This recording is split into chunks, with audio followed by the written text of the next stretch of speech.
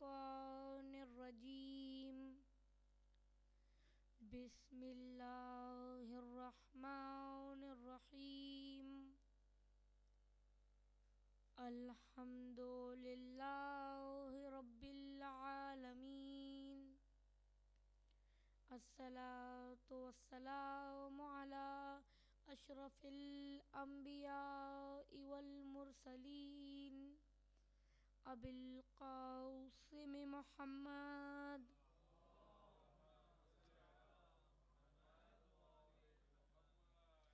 وعلى آلہ الطیبین الطاہرین المعصومین المظلومین اما بعد فقد قال اللہ سبحانہ وتعالی فی کتابہ المجید وقولہ الحق بسم اللہ الرحمن الرحیم تبارک الذی بیدہ الملک وہو علی کل شیء قدیر الذی خلق الموت والحیاة لیبلوکم ایکم احسن عملا وہو العزیز الغفور صلوات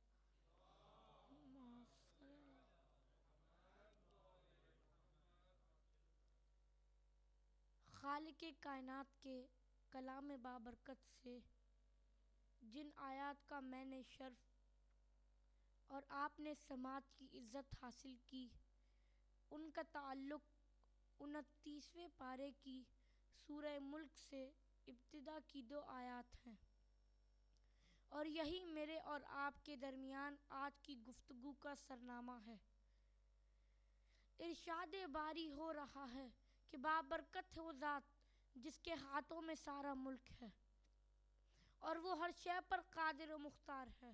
اس نے موت و حیات کو اس لیے پیدا کیا تاکہ وہ تمہاری آزمائش کرے، تم میں سے حسن عمل کے اعتبار سے سب سے بہتر کون ہے؟ وہ صاحب عزت بھی ہے اور بخشنے والا بھی ہے۔ درود پڑھیے محمد و آل محمد پر۔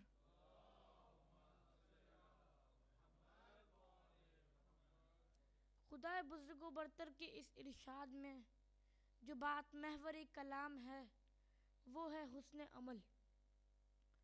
اب میری کیا حیثیت بنتی کہ میں آپ سب کو حسن عمل کی طرف متوجہ کروں۔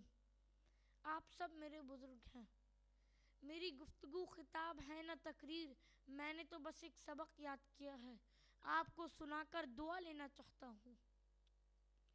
درود پڑھیے محمد و آل محمد پر۔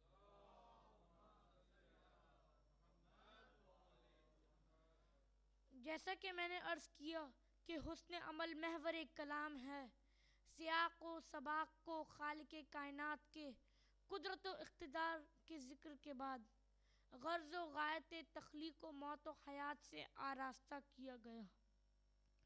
قلب کلام میں حسن عمل کا مطالبہ، اور وہ بھی احسن عملہ، انتہائی بلند درجے پر بہترین عمل، سپرلیٹو ڈگری، جیسے اکبر سب سے بڑا، افضل سب سے زیادہ فضیلت والا، اشرف سب سے زیادہ شرف والا۔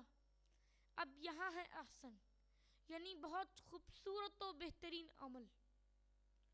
اگر ہم عمل کے انجام دینے میں کسی ابتدائی منزل کو ہی کافی سمجھ لیں تو قرآن کا مطالبہ پورا نہیں ہوتا۔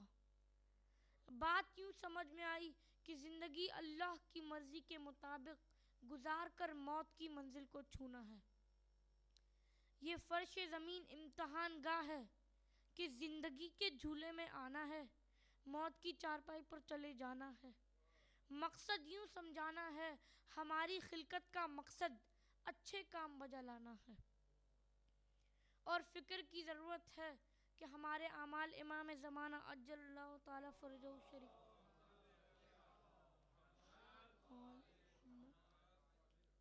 کے حضور پیش ہوتے ہیں تو حسن عمل کا کیا معیار ہونا چاہیے، ہمیں مودت و ولا کے دعووں میں کتنا سچا ہونا پڑے گا۔ آپ کے حضور ایک ربائی پیش کر رہا ہوں، شاید میں اپنے بیان کے مقصود تک پہنچ جاؤں۔ شاعر کہتا ہے کہ یوں ہی لفظی محبت کا دم نہ بھرو، یوں ہی لفظی محبت کا دم نہ بھرو، بے عمل رسمی یہ گردن خم نہ کرو۔ چاہو جو مہدی دورہ کی سپاہ ہونا، کام کوئی حسن عمل سے کم نہ کرو۔ درود پڑھیے محمد و آل محمد پر۔ اللہم صلی اللہ۔ عزیزان محترم، آیت کریمہ صاف اعلان کر رہی ہے کہ نگاہ پروردگار میں کثرت عمل کا کوئی معیار نہیں، بلکہ حسن عمل معیار ہے۔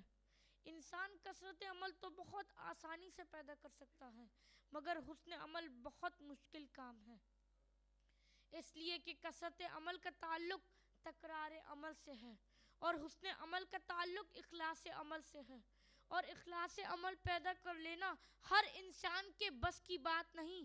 وہ پیدا ہو جائے تو ایک ضربت بھی ثقلین کی عبادت سے بھاری ہو سکتی ہے۔ درود پڑھیے محمد و آل محمد پر۔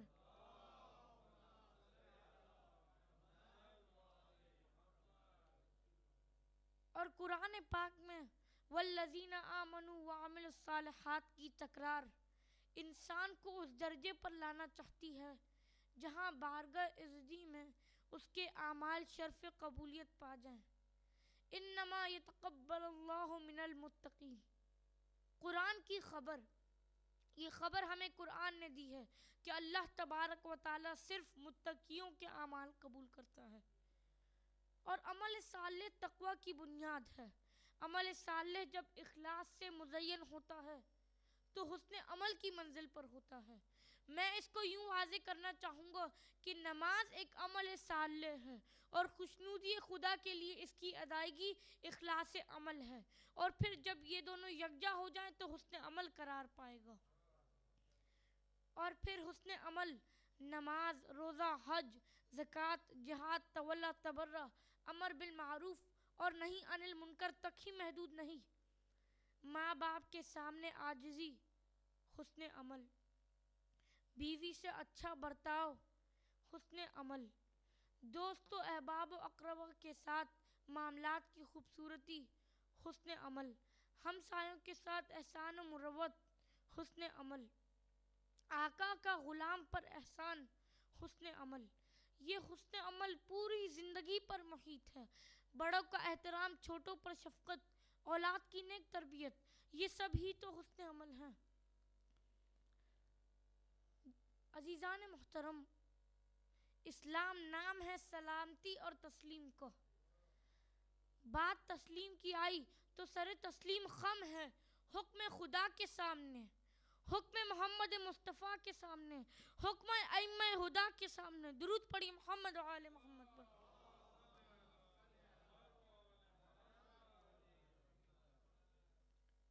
عزیزان محترم، ہم چاردہ معصومین کے غلام ہیں، اور ایک غلام اپنے آقا کے حکم کو نہ مان کر غلامی کا دعویٰ کیسے کر سکتا ہے؟ یہ کیسے ممکن ہے کہ ہم ذات کو مانیں، بات کو نہ مانیں، شان کو مانیں، فرمان کو نہ مانیں، نام کو مانیں، کام کو نہ مانیں؟ تو اس فرق کے ساتھ ہمارا دعوی نسبت و مودت کیسے سچا ہو سکتا ہے؟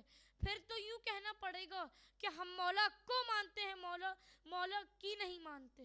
درود پڑھیے محمد و آل محمد پر۔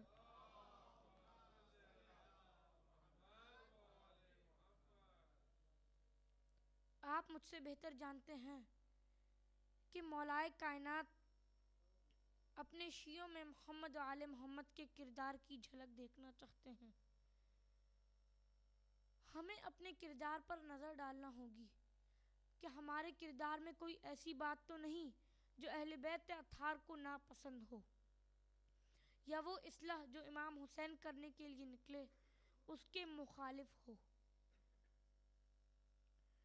تو میرے بزرگوں، اہل بیت کے ماننے والے پیکر حسن عمل ہوتے ہیں، دن کو روزے رکھتے ہیں اور راتوں میں قیام و رکوع و سجود کرتے ہیں، جن کے مولا کے گھر سے رات کو ہزار ہزار تکبیروں کی آوازیں آئیں اور وہ لوگ کیسے سو رہے ہوں اور سورج نکل آئے، جن کا امام زین العابدین علیہ السلام ہو،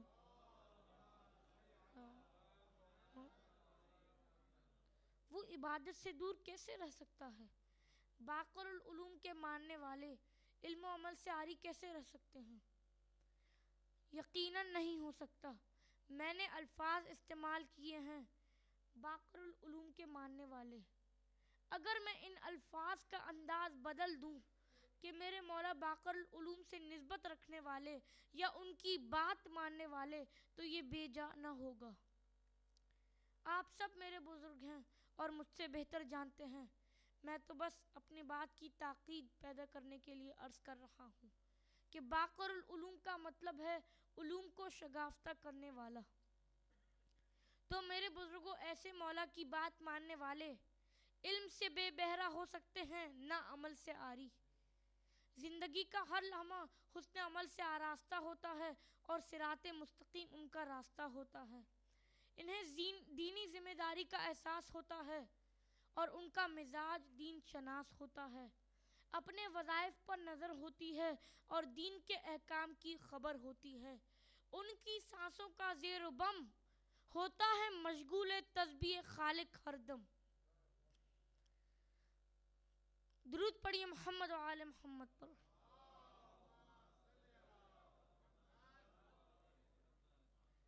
اگر اندر جانے والی سانسیں لا الہ الا اللہ کہتی ہیں تو باہر آنے والی محمد رسول اللہ کی صدائیں کرتی ہیں۔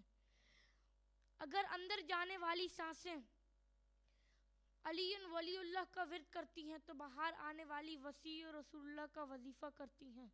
اگر اندر جانے والی سانسیں من کنت مولا فہذا علی مولا کا مزدہ سناتی ہیں تو باہر آنے والی علی امام منستو منم غلام علی ہزار جان گرامی فدا بنام علی کی نغمہ سرائی کرتی ہیں۔ اگر اندر جانے والی سانسیں تبارک الذی بیدہ الملک وہو علی کل شیء قدیر کا اعلان کرتی ہیں تو باہر آنے والی رضاً بقضائہ و تسلیماً لامرہ کہتی سنائی دیتی ہے۔ ان کے دل میں قبر حسین ہوتی ہیں، ان کے دل کی دھڑکنیں صدائے ماتم ہوتی ہیں اور آنکھیں زینب کی بے ردائی پر پرنم ہوتی ہیں۔ اب بتائیں کہ ان کیفیات کے حامل مومن پیکر حسن عمل نہیں ہوں گے تو کیا ہوں گے؟ درود پڑھیے محمد و آل محمد پر۔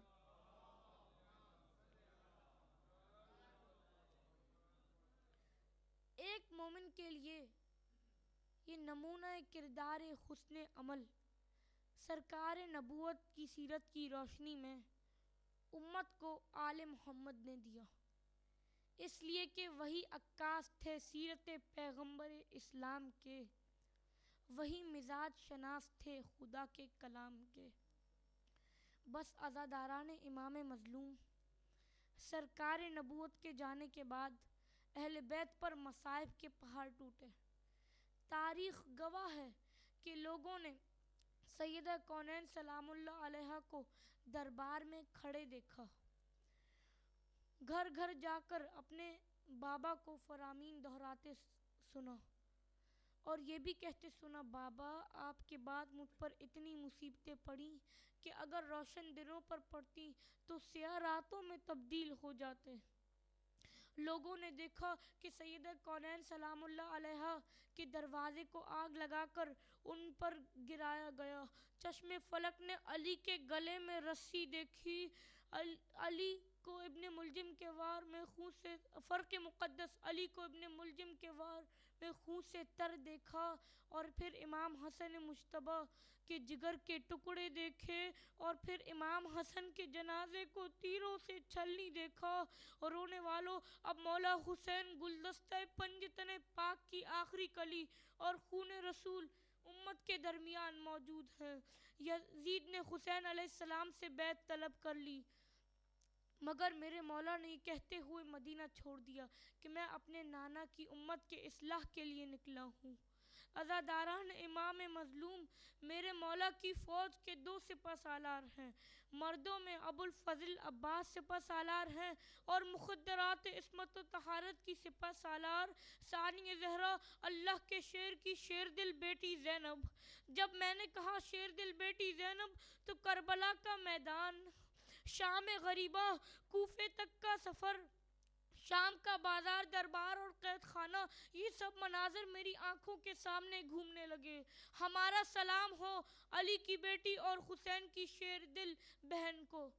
عزاداران امام مظلوم، آج میں اس سپہ سالار حسینی کا ذکر کرنا چاہتا ہوں جس کا علم سلطنت حسینیت کا تعارف ہے۔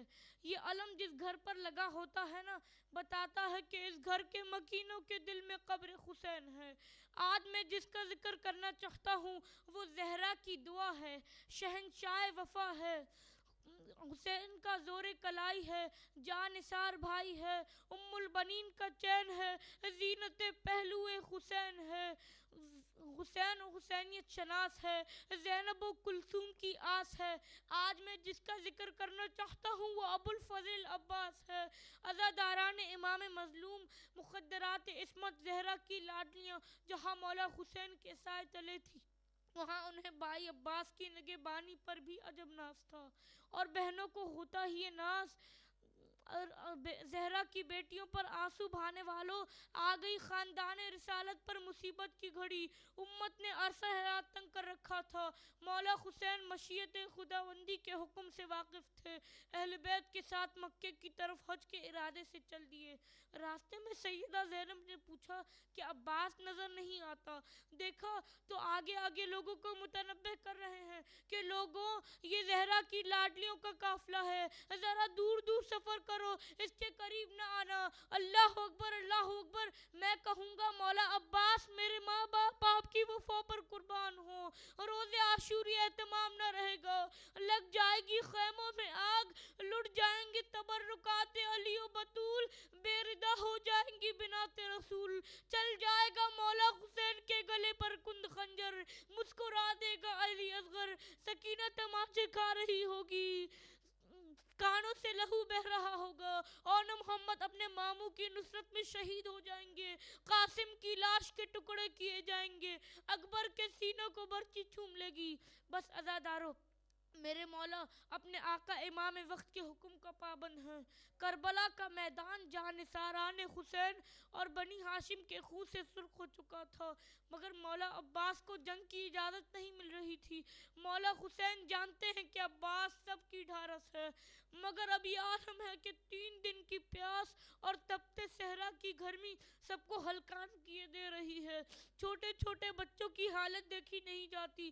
سکینہ انہیں دلاسے دے رہی ہیں کہ میں اپنے چچا کو کہہ کر پانی کا انتظام کرتی ہوں، میرے چچا کو فرات تک جانے سے بھلا کون روک سکتا ہے؟ انہیں پتا ہے کہ میں سیدہ کے لال کے سینے پر سونے والی سکینہ ہوں۔ سب بچوں کی نمائندہ بن کر سکینہ نے اپنے چچا سے پانی کے لیے کہا۔ مولا عباس نے کہا کہ اپنے بابا سے اجازت لے دو۔ سکینہ سفارش کے لیے اپنے بابا کے پاس گئی۔ میں کہوں گا سکینہ مت بھیج اپنے چچا کو پانی کے لیے، تم امو سے ملنے کے لیے ترس جاؤ گی، زندان میں بین کرتے کرتے اپنا دم توڑ دو گی۔ سکینہ کی سفارش پر بڑی مشکل سے مولا حسین نے اجازت دی۔ اجازت کا ملنا تھا۔ مولا عباس نے مشکیزے کو کندھے پر رکھا اور گھوڑے پر سوار ہو کر فرات کی طرف چل دیے۔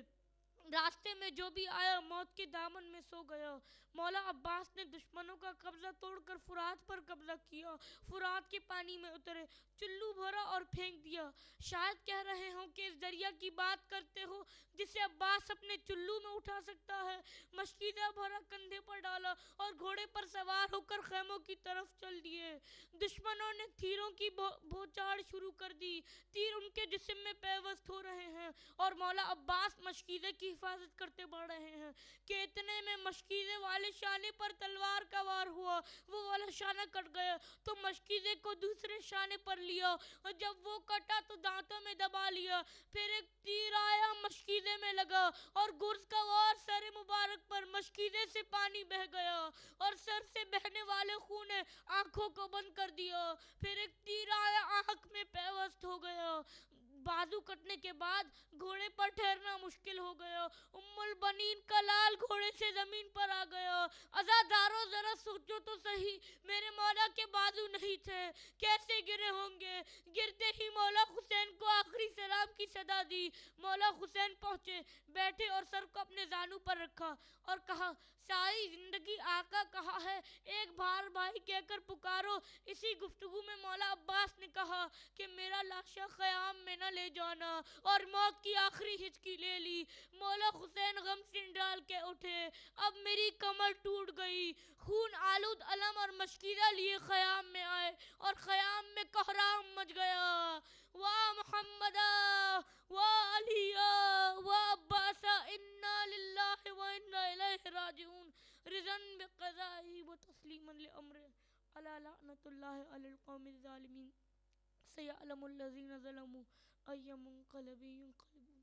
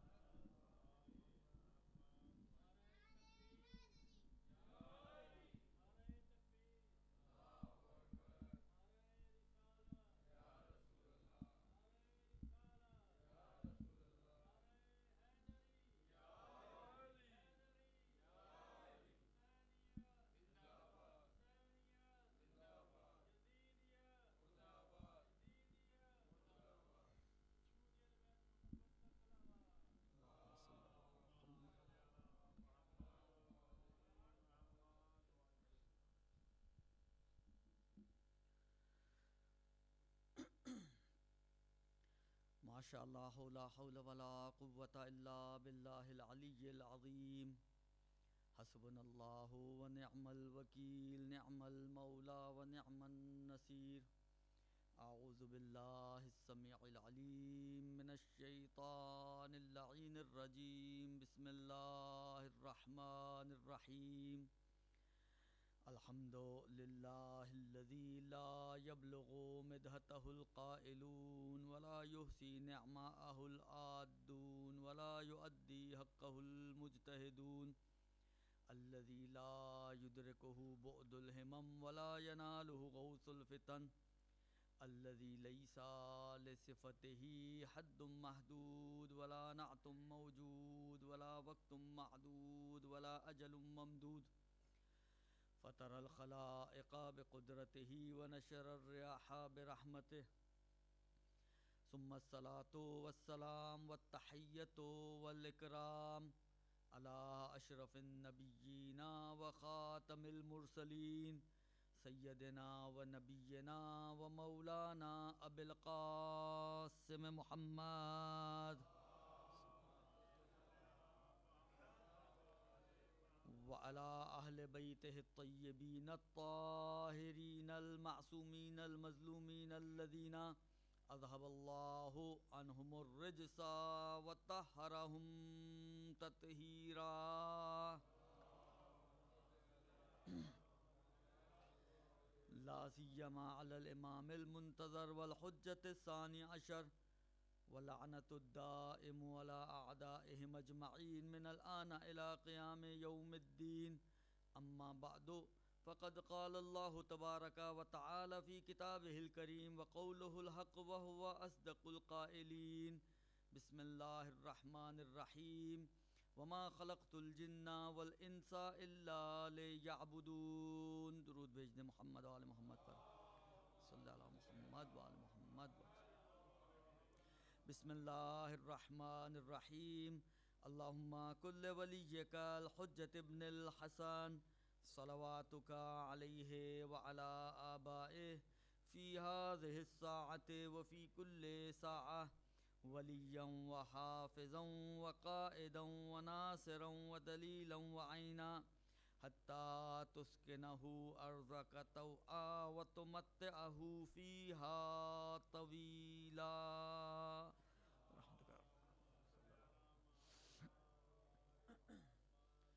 سب مل کے درود بھیج دیں محمد آل محمد پر صلی اللہ علیہ محمد عزیزان محترم، گفتگو عبادت کے حوالے سے چل رہی تھی کہ مقصد خلقت جن و بشر پروردگار عالم نے عبادت کو قرار دیا، اور یہ عبادت اس وقت تک عبادت نہیں بن سکتی جب تک کہ مودت و محبت اہل بیت اور ولایت اہل بیت علیہم السلام ہمارے دل میں نہ ہو۔ محبت و ولایت جب دل میں آئے گی تو پھر جیسے کہ حدیث میں نے عرض کی تھی کہ ابتدائے عبادت میں ولایت اور انتہائے عبادت میں ولایت ہو تو وہ عبادت عبادت بنتی ہے۔ اسی حوالے سے بات ایک روایت تک پہنچی تھی اور وہ آپ کی خدمت میں عرض کر رہا تھا۔ علی ابن مہزیار احوازی ان کے حوالے سے کہ ان کی ملاقات ہوتی ہے ہمارے زمانے کے امام حجت ابن الحسن العسکری علیہ الصلاۃ والسلام سے،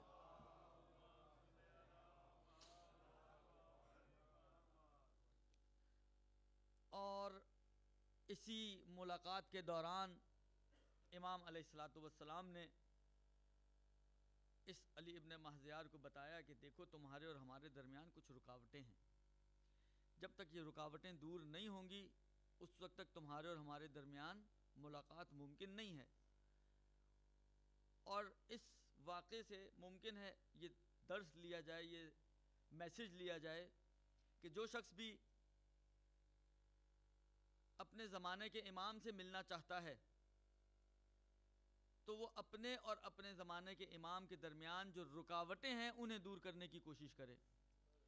اب یہاں اس روایت میں 3 چیزوں کی طرف تو خود امام علیہ السلام نے اشارہ کیا ہے، لیکن ضروری نہیں کہ ہر شخص کے اور اس کے امام کے درمیان یہی 3 رکاوٹیں ہوں۔ ممکن ہے کسی کے اور امام کے درمیان رکاوٹیں یہ 3 نہ ہوں، مگر کوئی اور 3 چیزیں اس کے اور امام کے درمیان رکاوٹ بن سکتی ہے۔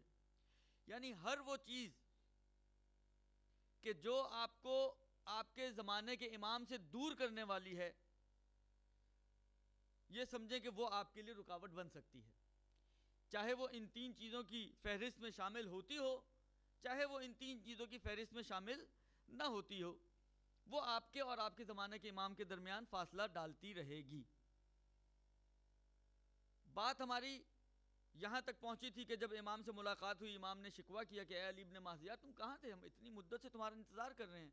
کہا کہ مولا میں تو 19 سال سے آ رہا تھا، آج پہلی مرتبہ آپ نے اپنا قاصد بھیجا، لہٰذا میں آپ کی خدمت میں آ گیا۔ تو اس موقع پر امام نے کہا کہ دیکھو تمہارے اور ہمارے درمیان 3 رکاوٹیں تھیں۔ پہلی رکاوٹ جس کی طرف اشارہ کیا امام علیہ السلام نے اور جو مختصراً میں نے عرض کیا آپ کی خدمت میں، وہ یہ تھی کہ تم لوگ دنیا طلبی میں لگ گئے۔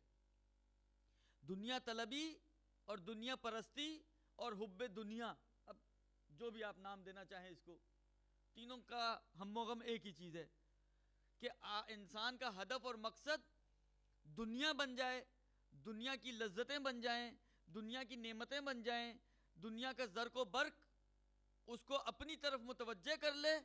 یہ رکاوٹ ہے اور سبب بنتا ہے کہ انسان جب دنیا کی طرف متوجہ ہوگا تو خدا اور خدا کے نمائندوں سے دور ہو جائے گا، اس کے اور خدا کے نمائندوں کے درمیان فاصلہ بڑھتا چلا جائے گا۔ جتنا جتنا وہ دنیا میں غرق ہوتا چلا جائے گا اتنا اتنا اس کے اور خدائی نمائندوں میں، ان میں اور خدا کے درمیان فاصلہ بڑھتا چلا جائے گا۔ لہٰذا اس چیز کو چیک کرنے کی ضرورت ہے کہ دل میں محبت نہ آنے پائے۔ میں نے ایک روایت آپ کی خدمت میں عرض کی تھی، زہد کی تعریف جو امیر المومنین علی ابن ابی طالب علیہ الصلوۃ والسلام نے بیان کی ہے، اسی روایت سے استفادہ کرتے ہوئے میں ایک مطلب دنیا کے حوالے سے کہنا چاہتا ہوں، جو بعض یہ میرا اپنا اختراعی مطلب نہیں ہے، یعنی میں اس مطلب کا بانی نہیں ہوں، علماء نے بیان کیا، میں تو صرف ناقل ہوں۔ علماء فرماتے ہیں کہ جس طرح زہد کے بارے میں امام نے کہا تھا کہ تم کسی چیز کے مالک ہو، اس میں کوئی عیب نہیں ہے، عیب اس میں ہے کہ کوئی دوسری چیز تمہاری مالک نہ بننے پائے۔ یہی کیفیت سمجھیں آپ کی اور دنیا کی ہے۔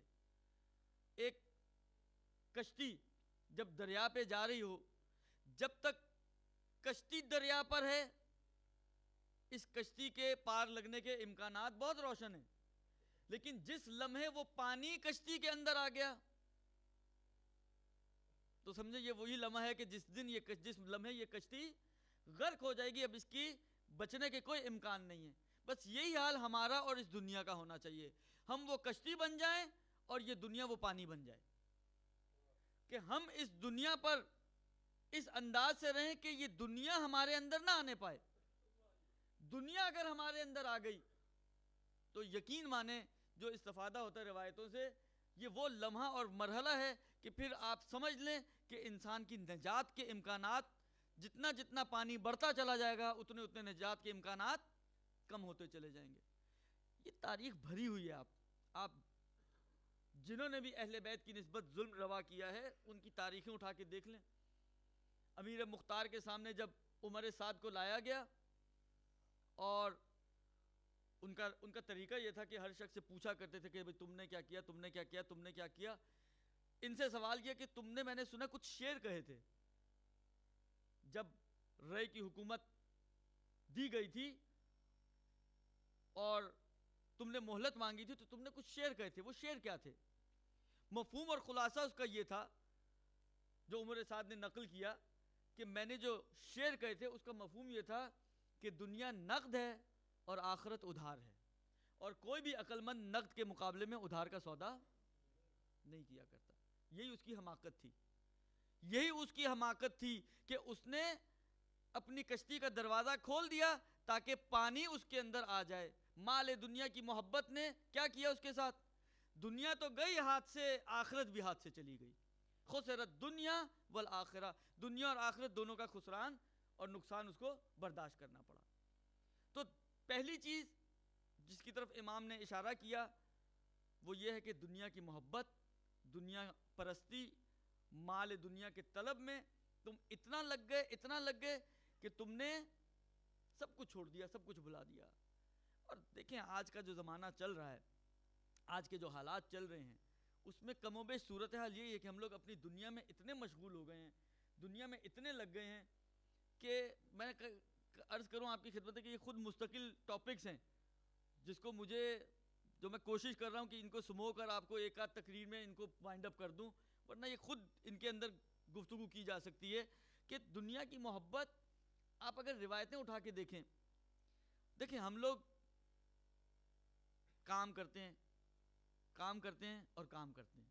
اور اتنا کام کرتے ہیں کہ صبح فرض کریں 9 بجے اگر 8 بجے آفس جاتے ہیں تو بعض اوقات رات کو 10 11 12 بجے تک ہمارے گھر والے ہمارا چہرہ دیکھنے سے محروم رہتے ہیں۔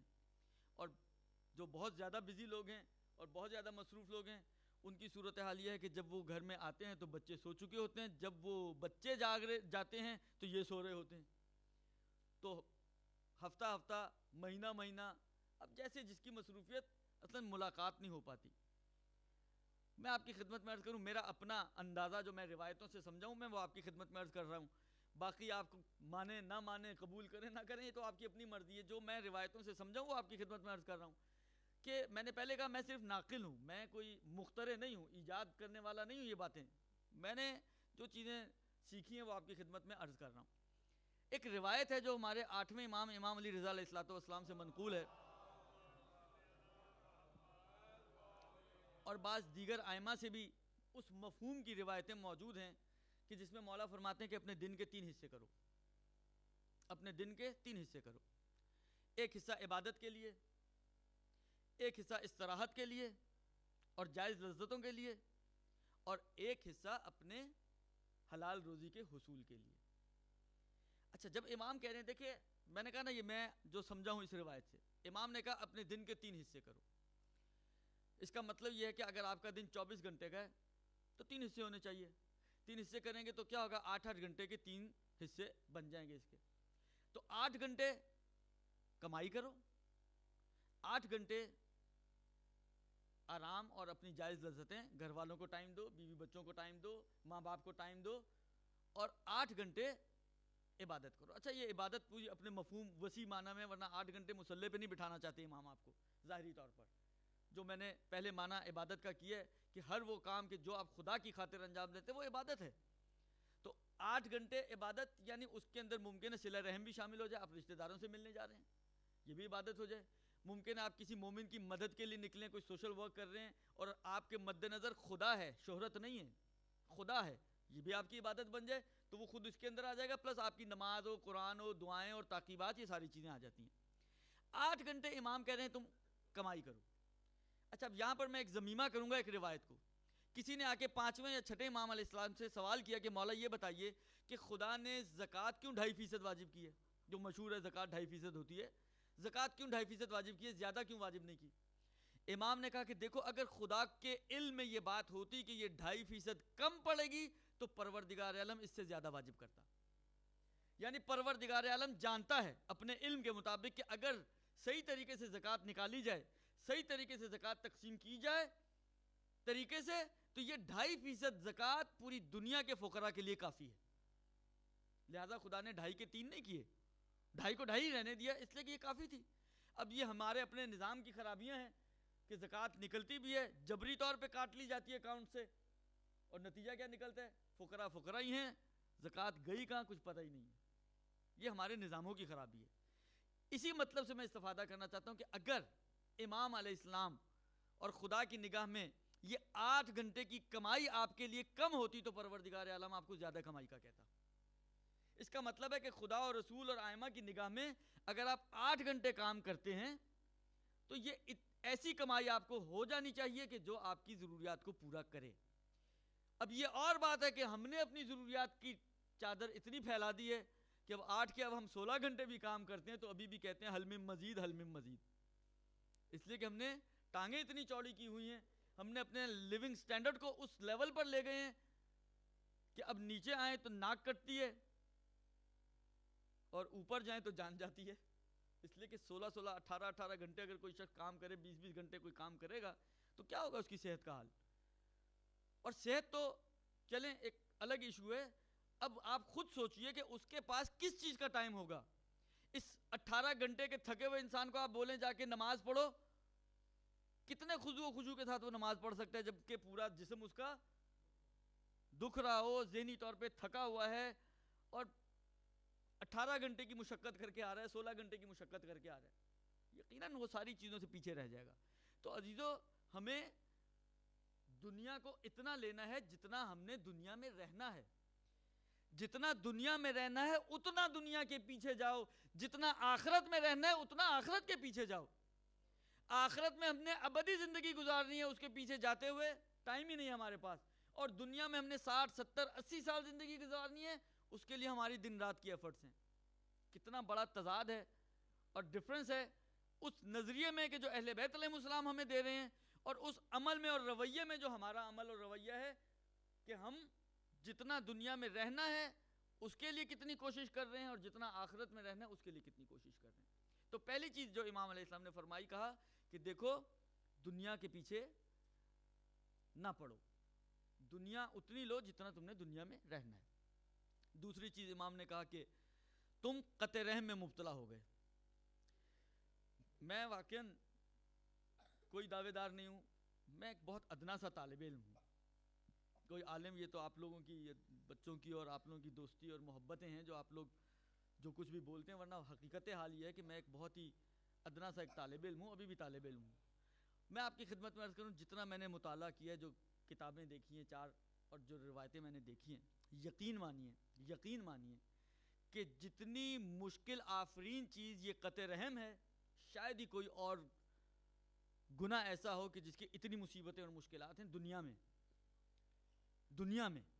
آخرت کی مشکلات تو کیا ہونے والی ہیں وہ تو بعد کا مسئلہ ہے, لیکن قطع رحمی دنیا میں مشکلات آفرین ہیں, اس کی دنیاوی مشکلات ہیں. 2-3 چیزیں تو بہت کثرت سے آپ کو روایتوں میں ملیں گی. 2-3 چیزیں کہ اچھا یہ دونوں بالکل اپوزٹ ہیں. جو صلہ رحمی کے فائدے ہیں اس کا اپوزٹ قطع رحمی کا نقصان ہے. جو قطع رحمی کے نقصان ہے اس کا اپوزٹ صلہ رحمی کا. دونوں پیرالل چلی ہیں, روایتوں کے اندر بھی آپ کو اسی طرح سے ملیں گی. لہذا ایک روایت, یہ بہت زیادہ تذکرہ ہے روایتوں میں کہ صلہ رحمی عمر کو بڑھاتی ہے اور قطع رحمی عمر کو کم کرتی ہے. روایت کا جملہ یہ ہے کہ اگر کسی کی زندگی کے 3 سال رہ گئے ہوں اور وہ صلہ رحمی کرے تو پروردگار عالم اس کی عمر کو 3 سے 33 بنا دے گا.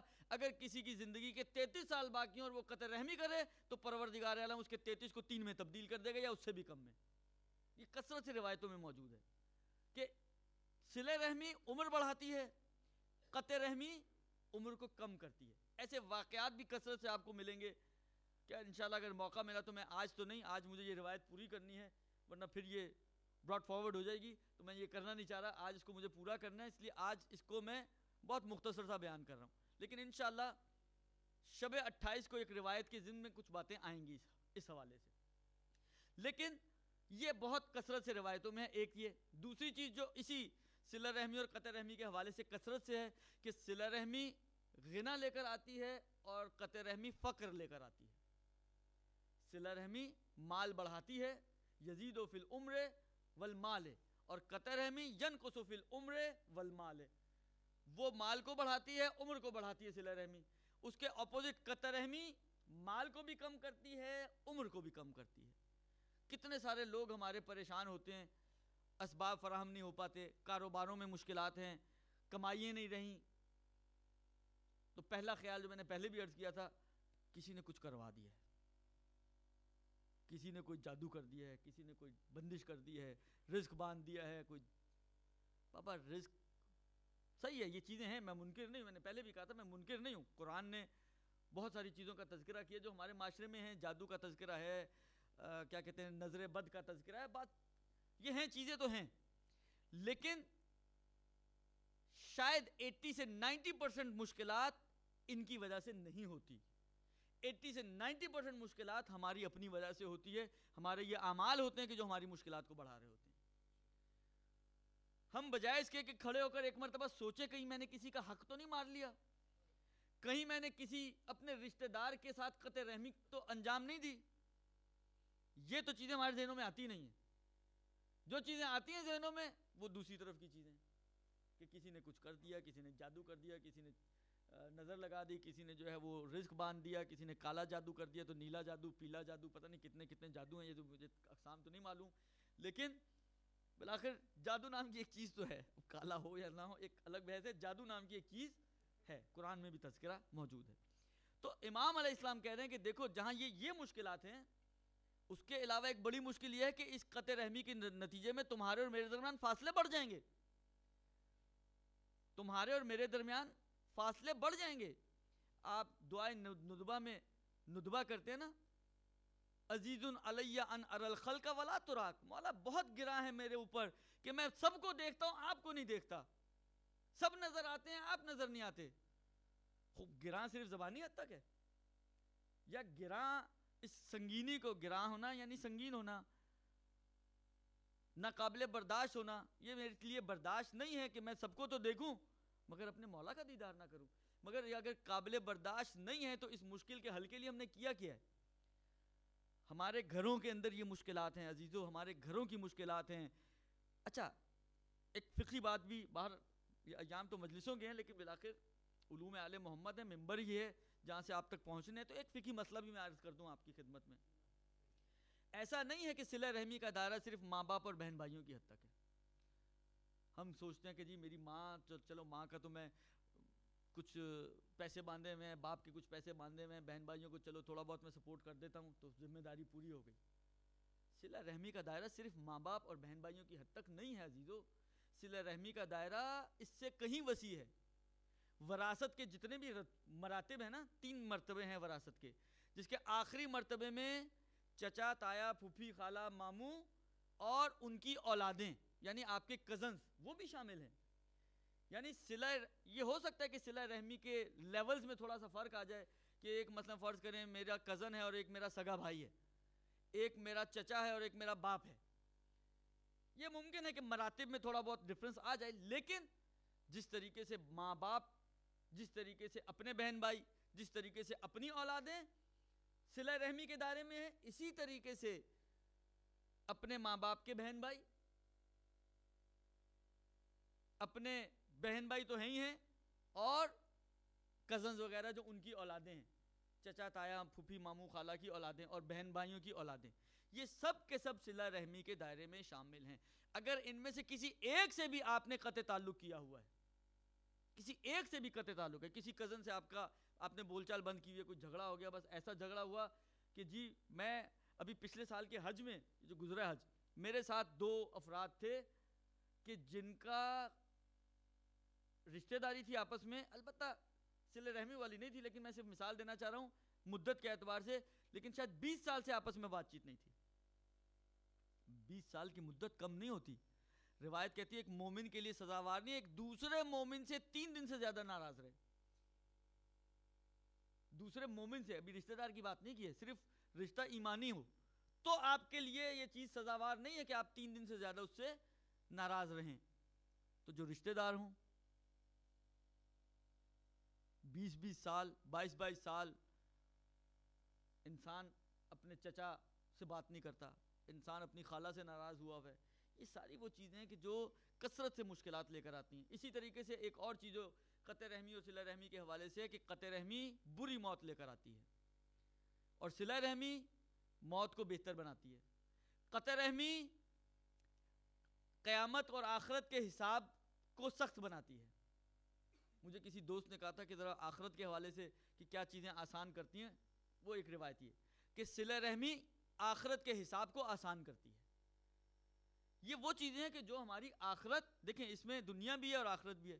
آخرت کی حسابی موت کی اچھا ہونا یا برا ہونا اس کا تعلق کم و بیش آپ کی آخرت سے, اور باقی عمر کا زیادہ ہونا اور مال کا زیادہ ہونا اس کا تعلق آپ کی دنیا سے. یہ تو میں نے 2-4 چیزیں جو بہت زیادہ کثرت سے ان 2 چیزوں کے اوپر آتی ہیں وہ بیان کی ہیں, ورنہ اس کے علاوہ بھی روایتیں موجود ہیں. تو امام کہتے ہیں کہ دیکھو تم قطع رحمی کے مبتلا ہوگے تو تمہارے اور ہمارے درمیان فاصلے بڑھ جائیں گے. قطع رحمی کرتے ہوئے یہ مت سوچنا کہ ہم تم سے ملاقات کر سکتے ہیں. اور تیسری چیز جو اس میں نے عرض کیا نا کہ وقت نہیں بچا, میں 1-2 چیزیں اور مجھے عرض کرنی تھی جو بعد میں.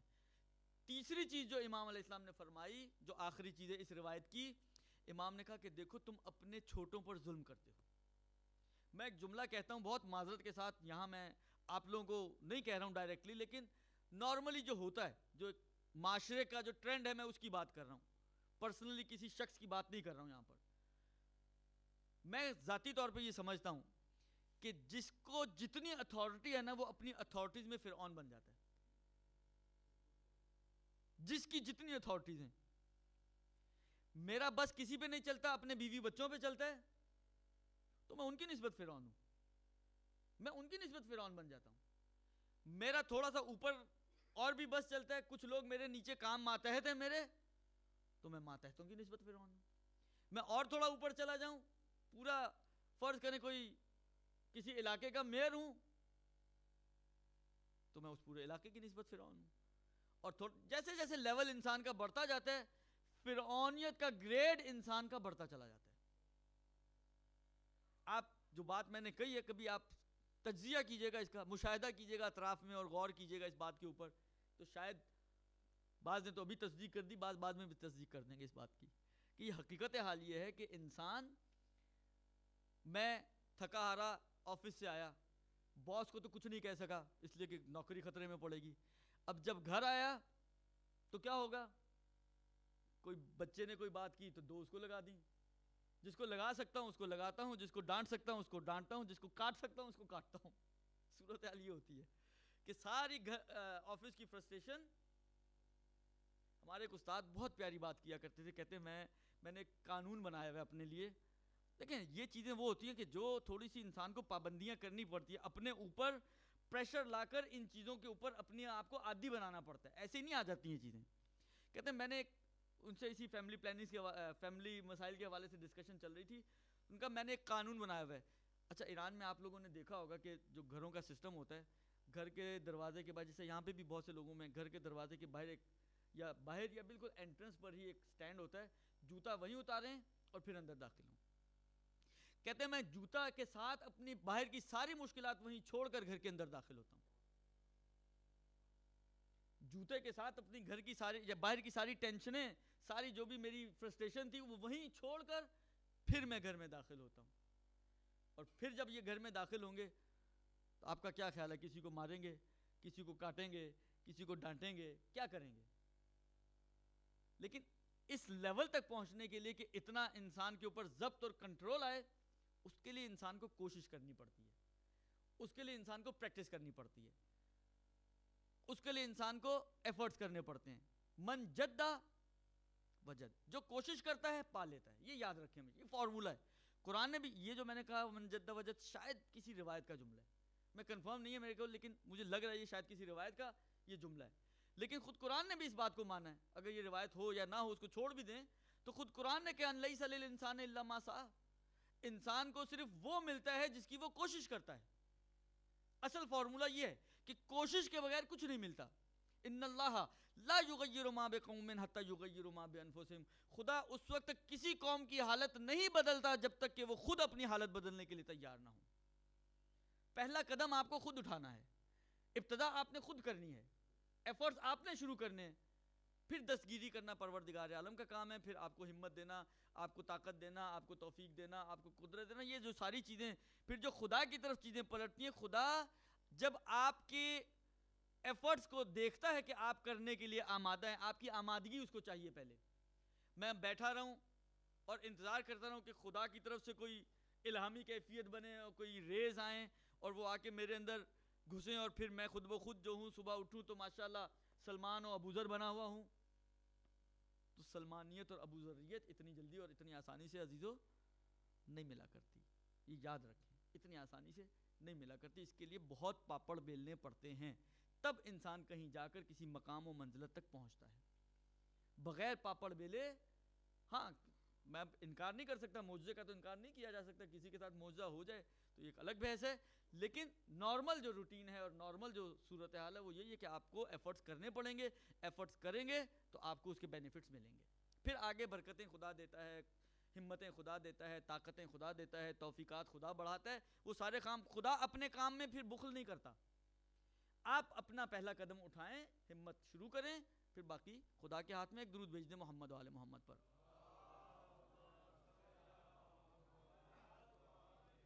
تو عزیزو، چھوٹوں پر ظلم اور کمزوروں پر ظلم یہ وہ چیز ہے. میں ایک واقعہ بس عرض کر دوں اور مصائب کے بھی دو جملے ہی شاید وقت بچے، کہ یہ وہ چیز ہے کہ ختمی مرتبہ صلی اللہ علیہ وآلہ وسلم، دیکھیے یہ وہ رسول ہے جو اولا بالتصرف ہے. النبی اولا بالمؤمنین من انفسہم، قرآن نے بھی کہا. اور آخری خطبے میں جو حجۃ الوداع کا موقع تھا، اللہ کے رسول نے اس آیت کو تکرار کرنے کے بعد پھر من کنتو مولا کا اعلان کیا تھا، اور لوگوں کو متوجہ کرنے کی کوشش کر دی تھی. اپنے اعتبار سے تو انہوں نے کام کر دیا کہ میں مولا سے کیا ارادہ رکھتا ہوں، مگر وہی من کانا فی قلوبہم زیغن، جن کے دلوں میں کجی ہوتی ہے تو وہ متشابہ آیات سے فتنہ پھیلانے کے لیے استفادہ کرتے ہیں اور اپنے مقاصد میں استعمال کرتے ہیں. تو النبی اولا بالمؤمنین من انفسہم، رسول خدا آئیں، آ کے آپ کا گھر چھین لیں. یہ صرف مثالیں ہیں. مجھے اور آپ کو چون چراں کرنے کا کوئی حق نہیں ہے. میں نہیں کہہ سکتا اے اللہ کے رسول زندگی دبئی میں گزار دی، کماتے کماتے بڑی مشکلوں سے یہی آخری بچت تھی اور یہ میں نے لگا دی آپ نے، اور آپ میرا گھر اب لے کے جا رہے ہیں تو میں کہاں سڑک پہ رہوں گا. کوئی آرگیومنٹ کرنے کی گنجائش ہی نہیں ہے اس کے اندر، اس لیے کہ سامنے نبی ہے، سامنے اللہ کا رسول ہے، سامنے وہ ذات ہے کہ جو اولا بالمومنین ہے، ان کے نفسوں سے زیادہ اولویت رکھتا ہے. اسی طرح مثالیں آپ بناتے رہے، میں مثالوں میں ٹائم ضائع نہیں کروں گا. تو یہ جو اولا بالتصرف ہے، اگر فرض کریں کہ یہ اتنا حق رکھتا ہے کہ کسی کی گردن اڑا دے، مگر یہ اللہ کا رسول جب آخری ایام تھے ایک مرتبہ منبر پہ تشریف لے کے جا کے اعلان کر رہے ہیں لوگوں کے درمیان کہ اے لوگوں، اگر تم میں سے کسی کا کوئی حق میری گردن پر ہے تو یہاں آ کے مجھ سے مطالبہ کر لے، وہاں مطالبہ نہ کرے مجھ سے، اس لیے کہ میں یہاں دے سکتا ہوں، وہاں دینے کی طاقت نہیں ہوگی مجھ میں. ایک شخص مجمع میں سے کھڑا ہو گیا، کہا کہ اے اللہ کے رسول، کسی موقع پہ آپ کی چھڑی مجھے لگی تھی، مجھے اس کی دیت چاہیے یا اس کا قصاص چاہیے، اس کا قصاص چاہیے. اللہ کے رسول نے کہا کہ ٹھیک ہے، آؤ مار لو ایک چھڑی. اس نے کہا ایسے نہیں، جب آپ کی چھڑی مجھے لگی تھی تو اس وقت میرے جسم پہ لباس نہیں تھا. آپ دیکھیے اللہ کا رسول اتنا سا بھی ظلم نہیں کرنا چاہتا ہے. اتنا سا بھی ظلم نہیں کرنا چاہتا ہے. وہ رسول کہ جو اگر کر بھی دے تو حق رکھتا تھا, اپنی ولایت استعمال کر سکتے تھے. کیونکہ جس طرح اس نے بتایا تھا, میں تو بہت مختصر عرض کر رہا ہوں, جس طرح اس نے بتایا تھا کسی جنگ کے موقع پر جس کو کہتے ہیں نا بے دہانی یا غلطی سے کوئی چھڑی لگی تھی, وہ اس کا تقاضا کرے کہ اس کا قصاص چاہیے. کہا کہ ایسے نہیں, میرا لباس نہیں تھا, آپ اپنا لباس ہٹائیے. اللہ کے رسول نے لباس ہٹایا, وہ آگے بڑھ کے اس نے اللہ کے رسول کے بوسہ لے لیا. کہا کہ میں نے یہ صرف اس لیے کیا ہے, ورنہ میں آپ سے کوئی قصاص وغیرہ نہیں چاہتا تھا. لیکن میرا جو یہ واقعہ سنانے کا مقصد ہے وہ یہ کہ آپ غور کیجئے کہ یہ کتنا اہم مرحلہ ہے کہ کسی کے حق میں ظلم نہ ہونے پائے. اتنا سا بھی اگر حق کسی کی گردن پر ہے کسی کا, عزیزو قیامت کے دن یہ حق اس کے لیے وبال بن جائے گا.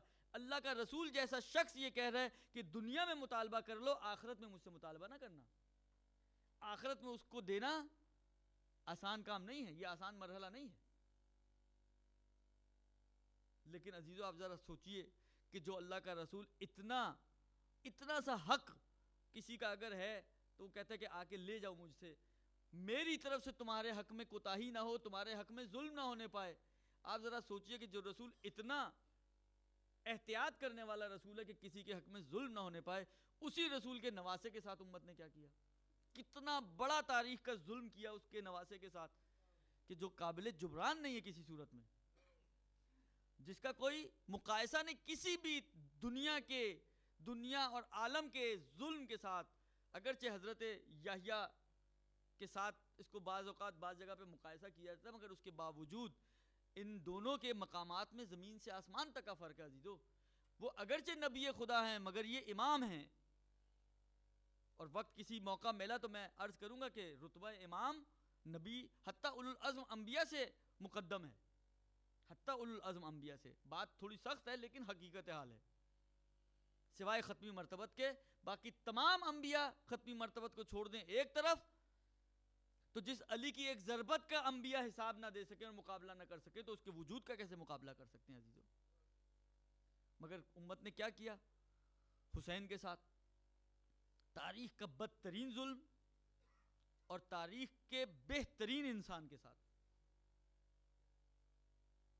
جو سیدہ شباب اہل الجنہ ہو, جو دوش نبی کا سوار ہو, جو کبھی نبی کی گود میں نظر آئے لوگوں کو, تو کبھی نبی کی پشت پہ نظر آئے, تو کبھی نبی کے سینے پہ نظر آئے, جس بچے کے نبی کبھی ہونٹوں کے بوسے لیتے ہیں, کبھی گلے کے بوسے لیتے ہیں, کبھی پیشانی کو چومتے ہیں, اس نواسے کے ساتھ, اس شخص کے ساتھ امت نے کتنا بڑا ظلم کیا ہے. لیکن بہرحال یہ حسین تھے کہ جس نے ان تمام مظالم کو تحمل کیا. جو واقعاً حسین کا جگر کوئی کہاں سے لائے, کس میں اتنی جرت ہے جو ان مظالم کو برداشت کر سکے. حسین کے لیے بہت نسبتی بات کر رہا ہوں, حسین کے لیے بہت آسان ہوگا علی اکبر کے کلیجے میں برچی کو دیکھنا, حسین کے لیے بہت آسان ہوگا قاسم کے پامال شدہ لاشے کو دیکھنا, حسین کے لیے بہت آسان ہوگا اون و محمد کے جنازوں کو دیکھنا, حسین کے لیے بہت آسان ہوگا اپنے بھائی عباس کے بازوؤں کو دیکھنا, عباس کے لاشے کو دیکھنا. حسین کے لیے اپنی جان دینا بہت آسان ہوگا, وہ 6 مہینے کے اصغر کو ہاتھوں پہ اٹھانا آسان ہوگا, مگر حسین کے لیے زینب کی چادر دینا بہت مشکل تھا. بہت سخت مرحلہ تھا عزیزو حسین کے لیے.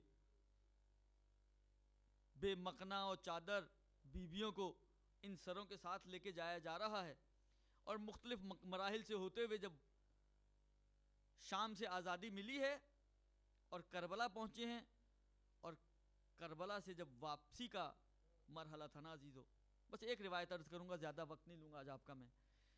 جب رخصتی کا وقت ہے نا, تو ایک مرتبہ ام رباب نے دیکھا کہ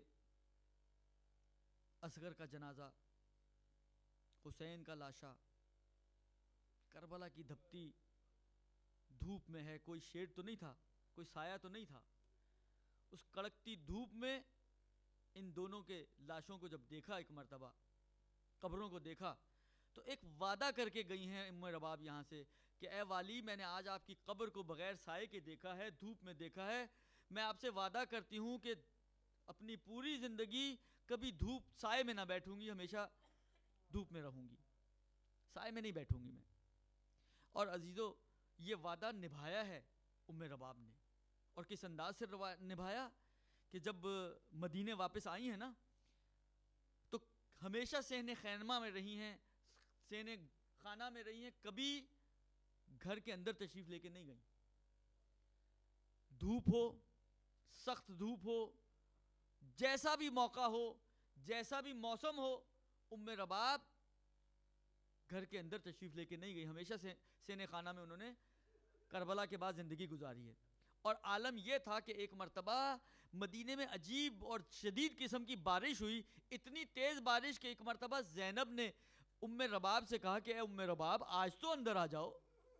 ام رباب نے کہا کہ بی بی میں کیا کروں, میں نے اپنے آقا سے وعدہ کیا ہے کہ میں کبھی سائے میں نہیں جاؤں گی, میں نہیں آ سکتی. ایک مرتبہ یہ جملہ سننا تھا. اب جب زینب نے یہ جملہ سنا, آئیں سجاد کے پاس کہ اے سجاد اگر کوئی ام رباب کو اندر لا سکتا ہے تو وہ فقط تم لا سکتے ہو, کوئی اور ام رباب کو اندر نہیں لا سکتا. بس ارباب اعضاء ایک مرتبہ ام رباب کے پاس سجاد آتے ہیں اور سجاد نے کہا مادر گرامی بہت موسم خراب ہے, بارش بہت شدید ہے, ارے آپ اندر تشریف لے آئیے. یہ جملہ سننا تھا. بس ارباب اعضاء ایک سوال کیا ہے ام رباب نے کہ اے سجاد صرف اتنا بتا دو کہ ماں ہو کر کہہ رہے ہو یا امام ہو کے کہہ رہے ہو, بیٹا ہوتے ہوئے بیٹے کے ناطے کہہ رہے ہو یا امام وقت ہونے کے ناطے کہہ رہے ہو. ارباب اعضاء سجاد جانتے تھے اگر میں نے کہا کہ بیٹا ہونے کے ناطے کہہ رہا ہوں تو کبھی ماں اندر نہیں آئے گی. بس ایک مرتبہ ایک جملہ کہا کہ میں امام وقت ہونے کے ناطے سے کہہ رہا ہوں, یہ جملہ سننا تھا. ایک مرتبہ رباب اٹھتی ہیں, اٹھتے ہوئے آسمان کی طرف نگاہ کی, پروردگارا تیرے ایک امام سے وعدہ کیا تھا, تیرا دوسرا امام مجھے حکم دے رہا ہے, میرے اس وعدے کی لاج رکھ لینا. بس ارباب اعضاء ایک مرتبہ رباب اٹھتے اٹھتے لڑکھڑائیں, زینب نے آگے بڑھ کے پکڑا. اب جو دیکھا ایک مرتبہ ایک جملہ نکلا, انا للہ و انا الیہ راجعون. ارے رباب نے اپنے وعدے کو پورا کر دیا. وَسَيَعْلَمُ الَّذِينَ ظَلَمُوا أَيَّ مُنْقَلِبٍ يَنْقَلِبُونَ انا للہ و انا الیہ راجعون. پروردگارہ تجھے محمد و آل محمد کا واسطہ ہمارے اس خلیل سے عبادت کو اپنی بارگاہ میں قبول فرما. بحق محمد و آل محمد تمام مومن مومنات جو پریشان حال ہیں ان کی پریشانیوں کو دور فرما. جنہوں نے خاص طور پہ دعا کے لیے کہا ہے سب کی دینی و دنیاوی جائز حاجات کو پورا فرما. جو بیمار ہیں ان سب کو صحت کاملہ اور عاجلہ عطا فرما. بحق محمد و آل محمد مظالم کے انتقام کے لیے امام کے ظہور میں تعجیل فرما. ہم سب کو امام کے اعوان و انصار میں سے قرار دے. ربنا تقبل منا انک انت السمیع الدعاء برحمتک یا ارحم الراحمین. ماتم حسین.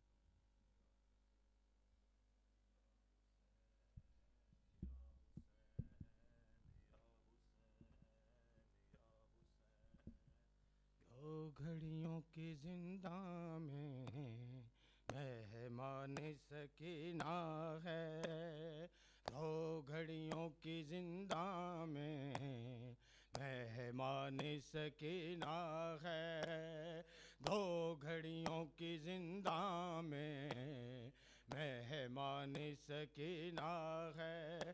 سجاد چلے آؤ پریشان سکینہ ہے, دو گھڑیوں کی زندہ میں مہمان سکینہ ہے, کی زندہ میں مہمان سکینہ ہے. جیسا میں کہہ رہی ہوں ویسا ہی تم کرو گے, کرتے میرے میں بھیا مجھ کو دفن کرو گے. بس مانگتی ہے تم سے پیرام سکینہ ہے, دو گھر کی زندہ میں مہمان سکینہ ہے, دو گھڑیوں کی زندہ میں آن سکینہ ہے. میرے گوشوار عابد ہیں شمر نے اتارے, بالوں سے مجھ کو پکڑا منہ پر تماچے مارے، میرے گوشوار عابد ہیں شمر نے اتارے، بالوں سے مجھ کو پکڑا منہ پر تماچے مارے، سمجھا نہ قہارت کا قرآن سکینہ ہے، دو گھڑیوں کی زندہ میں مہمان سکینہ ہے، دو گھڑیوں کی زندہ میں مہمان سکینہ ہے، سجاد چلے آؤ پریشان سکینہ ہے، دو گھڑیوں کی زندہ میں مہمان سکینہ ہے، دو گھڑیوں کی زندہ میں مہمان سکینہ ہے، کانٹے نکالنے کا اتنا مجھے سلا دو، کچھ دیر کے لیے ہی بابا کے سر کو لا دو، کچھ دیر میں دیکھو گے بے جان سکینہ ہے، دو گھڑی کی زندہ میں مہمان سکینہ ہے، دو گھڑیوں کی زندہ میں مہمان سکینہ، تو کیر ماتمی کیوں دنیا میں غم اٹھائے، غیروں کے در پہ جا کے کیوں جولیاں پلائے، تو کیر ماتمی کیوں دنیا میں غم اٹھائے، غیروں کے در پہ جا کے کیوں جولیاں پلائے، ان کے ہی معاملوں کی نگران سکینہ ہے، دو گھڑیوں کی زندہ میں سکینہ ہے، یا حسین یا حسین